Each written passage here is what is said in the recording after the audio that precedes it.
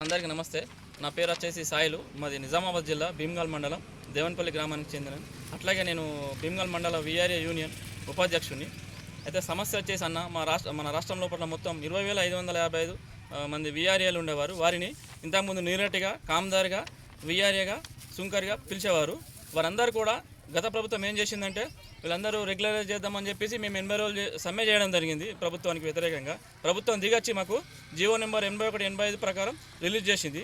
ఆ జీవోలో ఎలా పొందుపరిచారంటే 61 సంవత్సరాలు దాటిన కొంతమందిని 3,797 మంది, 61 సంవత్సరాల లోపల 16,000 చిల్లర మందిని ఉండే ప్రతి ఒక్కరికి ఉద్యోగాలు ఇవ్వాలని చెప్పేసి గవర్నమెంట్ మంచి కాన్సెప్ట్తో రిలీజ్ చేసింది. ఎలక్షన్ కూడా వచ్చింది.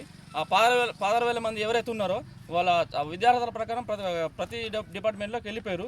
మేము మిగతా 61 సంవత్సరాలు దాటిన విఆర్ఏ వారసులము. మేము గత 10-15 సంవత్సరాల దాకా ఎంఆర్ ఆఫీసులో పనిచేస్తున్నాము, ఆర్డీ ఆఫీసులో పనిచేస్తున్నాము. ప్రభుత్వానికి ఇటు ప్రజలకు మధ్య వారధిగా కూడా పనిచేస్తున్నాము.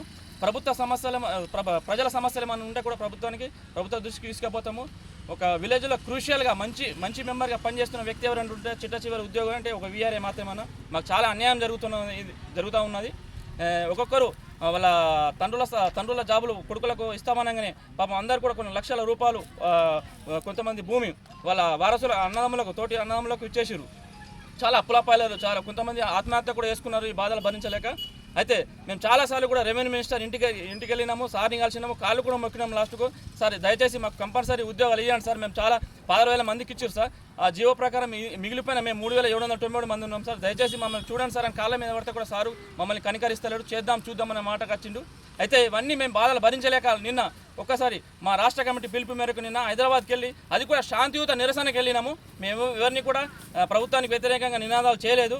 మేము జస్ట్ మా జీవో కాపీ ప్లస్ మా మెమోరాండం తీసుకెళ్ళి రెవెన్యూ మినిస్టర్ గారికి కలుద్దాము, క్యాబినెట్ గారి ముందు కలిస్తే అట్లానే మా మీద కనుకరిస్తారేమో సార్ గారు అని చెప్పేసి మేము వెళ్తే మమ్మల్ని గేట్ల వద్దనే నిర్బంధించి ఒక్క విఆర్ఏకు మినిమం 4 కానిస్టేబుల్స్ పెట్టి దౌర్జన్యంగా ఆడవాళ్ళు, ముసలి వాళ్ళు, గర్భిణీ స్త్రీలను ఎవరిని కూడా చూడకుండా దౌర్జన్యంగా మమ్మల్ని కొట్టి ప్రైవేట్ వెహికల్లో తరలించి మమ్మల్ని హైదరాబాద్ మొత్తం పొద్దున్నాక తింపి సాయంత్రం 6 గంటల సమయంలో అసెంబ్లీ సమావేశం ముగిసిన తర్వాత మమ్మల్ని విడుదల చేయడం జరిగింది.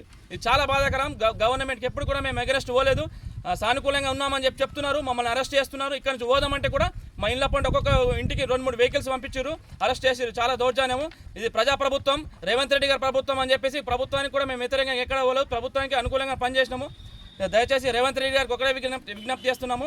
జీవో ప్రకారము 81-80 జీవో ఆల్రెడీ ఉన్నది. దాని ప్రకారమే మిగిలిన 3,797 మంది కుటుంబాలకు తప్పకుండా మీరు ఆదుకుంటారని మా 3,700 మంది కుటుంబాల తరఫున మీ అందరికీ రేవంత్ రెడ్డి గారికి పాదాభివందనం తెలియజేసుకుంటూ థ్యాంక్ యూ. మన మీడియా మిత్రులందరికీ కూడా థ్యాంక్ యూ. ఇక్కడికి పిలవగానే వచ్చి మా అందరికీ కూడా మీరు సహాయ సహకారం అందిస్తారని కూడా అనుకుంటున్నా. ధన్యవాదాలు అన్న అందరికీ. 31 ఏళ్ళ సంధి కామదారి పని చేసిన నేను ముండ మోసిన సంధి చేసిన. మళ్ళీ నా కొడుకు నా కోడలు చచ్చిపోయింది. నా మన్మరాలకి పని అంటే నేను కోరుతున్నా. నా బుక్ వాడు పెడతాడు, నా బుక్క కోసం నేను దండాడుతున్నా. నా కోళ్ళు నడపాలా, సర్కారు నడపాలంట ఉన్నది.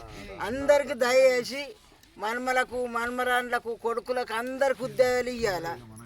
ఇవ్వకపోతే మేము ఊకుండాం.